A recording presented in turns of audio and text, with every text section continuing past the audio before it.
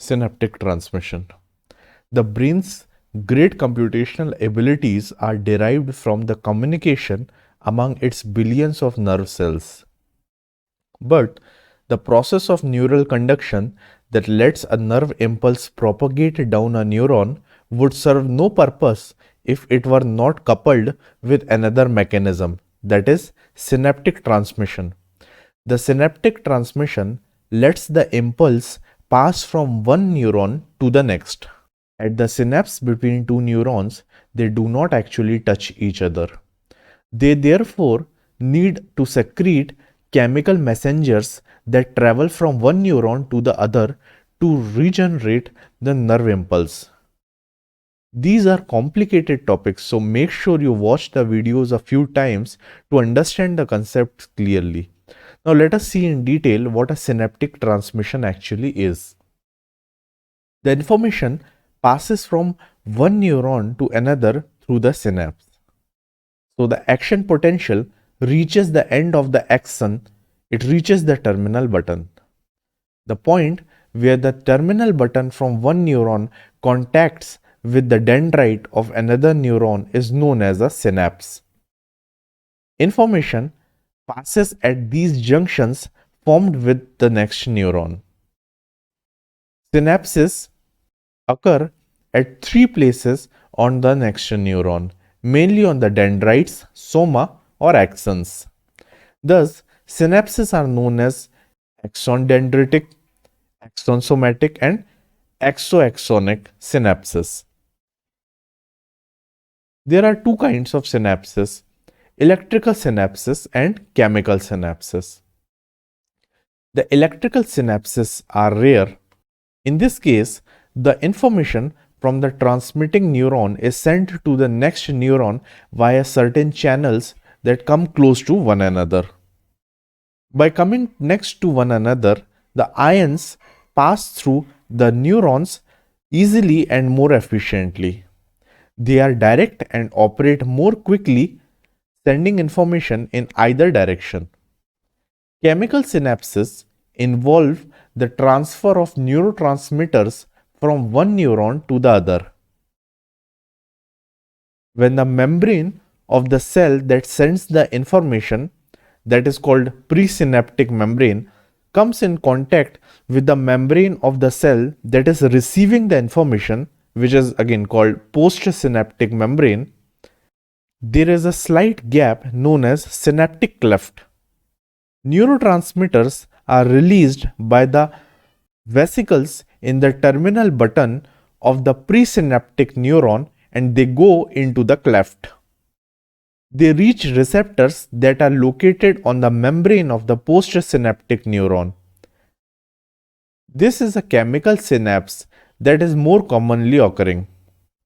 Now, there are certain steps involved in synaptic transmission, but let us first understand the structure of a synapse. The synapse is made of three structures that we need to understand. These are the synaptic knob, the synaptic cleft, and the plasma membrane of the postsynaptic neuron. The synaptic knob is a tiny bulge that is there when the terminal buttons end. There are a number of vesicles or sacs in the bulge which contain numerous neurotransmitters. Presynaptic terminals consist of synaptic vesicles, that is fluid-filled sac. The chemical molecules known as neurotransmitters are released from synaptic vesicles into the cleft and move about with the help of extracellular fluid that is present in the cleft. So in the image in front of you, the synaptic cleft is the space between neurons, between the axon terminal of the presynaptic neuron and the dendrite of the postsynaptic neuron. Here, synaptic cleft is also called synaptic gap. Information cannot pass directly from one neuron to other. The information is transmitted by converting the electrical signal of the first neuron to a chemical signal that passes across the gap before it is converted back into an electrical signal in the second neuron. The plasma membrane of the postsynaptic neuron is the membrane of the neuron where the information is going. Certain receptors are present on this membrane where the neurotransmitter molecules come and attach themselves. Steps of synaptic transmission. When the nerve impulse reaches the terminal buttons of the presynaptic neuron, the calcium ions move inside the membrane very rapidly. This causes the vesicles to move about in the synaptic knob and merge with the walls of presynaptic neuron membrane. When this happens, then the neurotransmitters are released from the vesicles.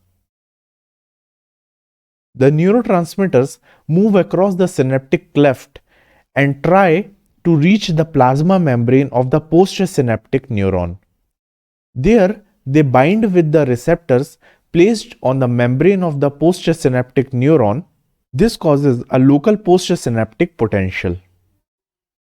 The excitatory neurotransmitters cause the sodium ions to come inside the membrane much faster than the potassium ions moving out from the membrane. This state is known as excitatory postsynaptic potential or EPSP. Once the threshold point of EPSP is reached, the action potential is initiated in the postsynaptic membrane. The inhibitory neurotransmitters open the potassium channels, causing the potassium ions to move inside. This makes the membrane much more negative than at resting position. This temporary state of hyperpolarization is known as inhibitory postsynaptic potential or IPSP. Neurotransmitters that do not bind to the receptors are then sent back to the synaptic knob. There, they are either taken back into the synaptic vesicles to be used again in the process that is known as reuptake, or are degraded using a synaptic enzymes. In this way, the synapse is cleared for next release of neurotransmitters.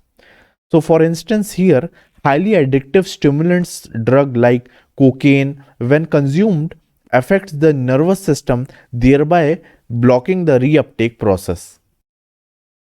Importance of synapse. Synapse plays an important part in the functioning of the nervous system. It helps to connect the neurons together via synapses and hence send information that mediates behavioral responses. If there is any dysfunction in the synaptic activity, then it may lead to change in behavior and cause depression, schizophrenia, etc. Synapse makes sure that impulses traveling across neurons should follow one direction only. But how neurons ensure one directionality of impulses? Since transmitters are present only in the presynaptic membranes and receptor molecules can be found only on the postsynaptic membrane, due to this, impulses travel in one direction only. Synapses help in integrating the impulses traveling down from different neurons. It helps in filtering out unwanted and unnecessary stimuli. So, in order to cross a synaptic cleft, that is the synaptic gap, an impulse must reach an action potential of plus 40 millivolt. If an impulse is weak, i.e. less than plus 40 millivolts, then it will not be able to generate enough neurotransmitters and thus no communication will occur between neurons. As a result of this, our body will not react to such stimuli and thus help in filtering out unnecessary stimuli. Now, I have collected some of the images that show synaptic transmission. So please pause the video and just observe these images